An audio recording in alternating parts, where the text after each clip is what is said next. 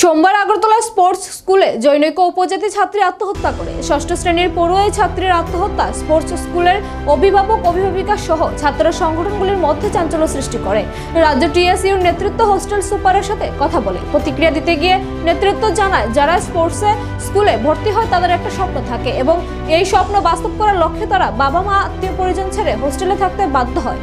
এই ভালো ছাত্রীর আত্মহত্যার কোনো কারণ নেই, তাই তারা হোস্টেলের সিসিটিভি ফুটেজ চেক করে দায়িত্বপ্রাপ্ত ব্যক্তিদের পুলিশ কাস্টাডিতে নিয়ে গিয়ে জিজ্ঞাসাবাদের দাবি তোলেন। নেতৃত্বের বক্তব্য, আত্মহত্যাকারিণী ছাত্রীটির পিতামাতা যেন জাস্টিস পায়।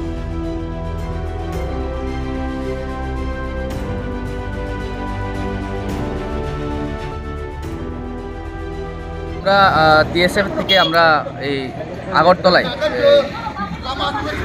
স্পোর্টস হোস্টেলে আমরা আসি। আমরা জানি গতকালকে আমাদের বোন আলিশা দেববর্মা, যিনি আমরা ওর মৃত্যুর খবর আমরা পাই। ঘটনা হচ্ছে, এই স্পোর্টস হোস্টেলে ছাত্ররা কেন আসে? ওদের একটা ড্রিম থাকে, একটা এইম থাকে যে লাইফে একটা স্পোর্ট দিক দিয়ে গিয়ে ওদের উন্নতি করা বা দেশের জন্য খেলাধুলা করা, ওদের একটা ইচ্ছা থাকে, স্বপ্ন থাকে। তো স্বপ্ন পূরণ করানোর জন্য ওরা এই হোস্টেলে থেকে মা বাবা থেকে দূরে এসে থাকে, ওরা পড়াশোনা করে চলছে। কিন্তু গতকালকে যে ঘটনাটা এই হোস্টেলে ঘটে গিয়েছে, এটা অনেক দুঃখজনক ঘটনা। কারণ একজন ক্লাস 6-এর পড়ুয়া ছাত্রী এইভাবে সুসাইড করাটা উচিত না।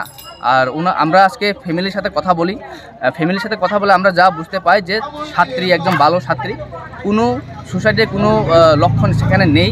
তো আজকে আমরা হোস্টেল সুপারের সাথেও কথা বলি। সুপার আমাদেরকে বলেছে যে উনি কালকে স্কুলে যায়নি, তো স্কুলে অ্যাটেন্ডেন্স সেখানে উনি চেক করেছে, নেই। তো আমরা বলেছি যেহেতু এখানে সিসিটিভি ক্যামেরা আছে, সিসিটিভি ক্যামেরার অনুসারে যাতে পুলিশরা ফুললি কাস্টডিতে নিয়ে এসে এরা সিজ করে, ওরা একটা ইনভেস্টিগেট করুক এবং ছাত্রীর ফ্যামিলিরা যারা একটি জাস্টিস পাক, আমরা সেটাই আজকে দাবি জানাই। দেখা গেছে হোস্টেল